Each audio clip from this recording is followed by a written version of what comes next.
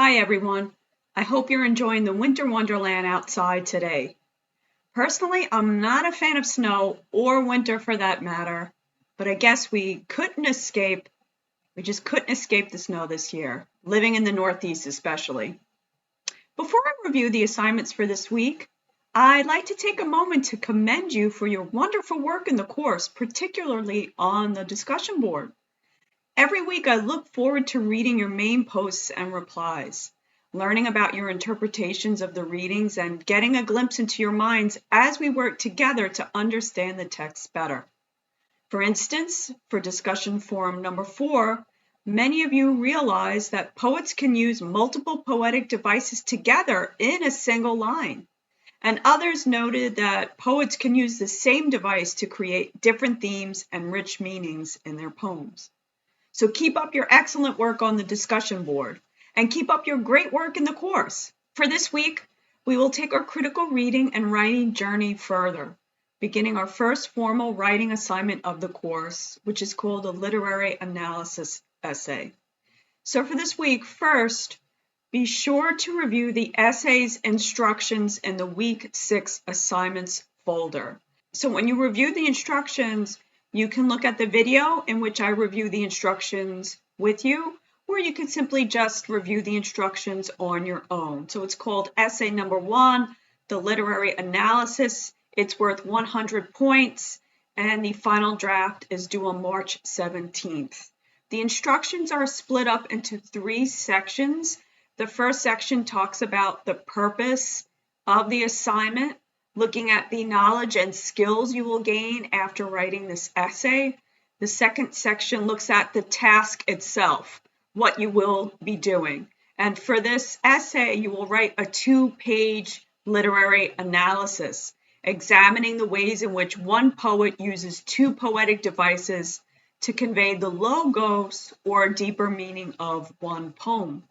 The thesis or main claim of your essay should answer the questions: what poetic devices will you analyze? And what logos or deeper meaning does the poet convey with the poetic devices? And to complete the essay, you will follow the steps outlined on the instructions here below. So we have all of the steps, all 12 steps. There are also links to the readings as well. And there are links to supplementary materials to guide you in the writing process of this essay. So this section of the instructions is called Criteria for Success. This section is also split into parts. It gives you the criteria for writing a successful, effective essay, which includes the rubric here, and the rubric is what I will use to grade the essay. The second part is learning and implementing the criteria, which includes, again, links to supplementary materials to help you, especially with the MLA format. And part 3 looks at the extra guidance for success, again, offering links to aid you in your writing of this essay. Part 4 looks at late submissions and revisions. So again, be sure to look at all 3 sections and the 4 parts of section 3 to get a good sense of what the assignment is asking you to do. And if you have any questions about the assignment, of course, you can email me, or you can post your questions in the class questions forum, or you can also stop by and visit me during my virtual office hour this Thursday from 12 to 1 p.m. So the other assignments for this week all relate to the literary analysis essay. So you'll submit quiz number 5, which first asks you to look at these 3 videos. One is called the essay, to give you an idea of what exactly a literary analysis essay is.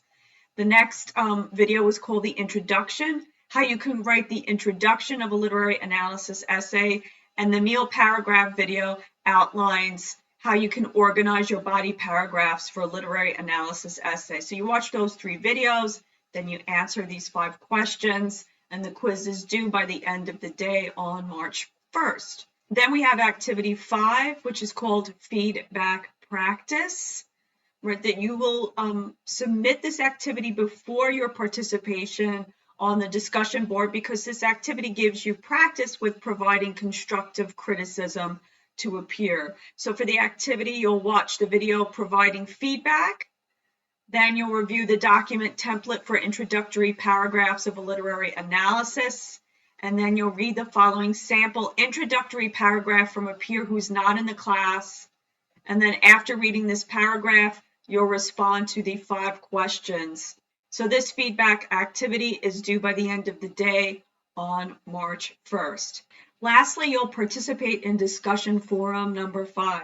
So after viewing the videos on composing a literary analysis, submitting quiz 5 and activity 5, and viewing the sample student essay, you will write your introduction to the literary analysis number 1 and share it in this forum. So you'll upload your introductory paragraph for literary analysis number 1 in this forum. Then when you reply to your peer first, before replying, be sure to complete activity 5, that feedback practice activity. Then you'll provide critical feedback to one of your peers' introductory paragraphs. Try to choose a peer who does not have any peer feedback, and in your reply, you'll respond to the same 5 questions that you used in your response in that feedback practice activity. So you'll post your introductory paragraph to the forum by the end of the day on March 2nd, and then you'll reply to your peer by the end of the day on March 3rd. There are also 2 extra credit options for this week. You may choose one or both options to complete. Extra credit option number 1 gives you practice with sentence boundary errors, focusing on comma splices.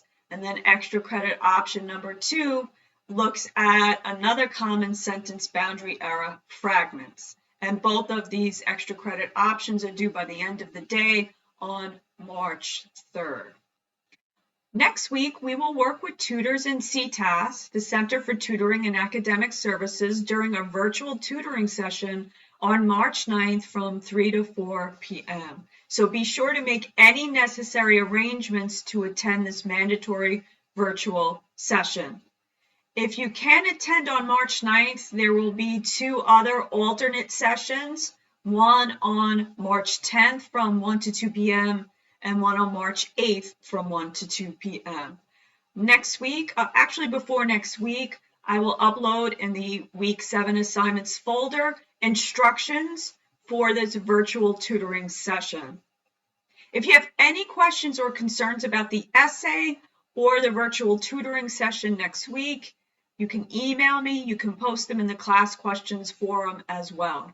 And again, you can also stop by during my virtual office hour on Thursday from 12 to 1 p.m. Well, that's it, everyone. Have a wonderful week and stay warm and dry. Bye for now.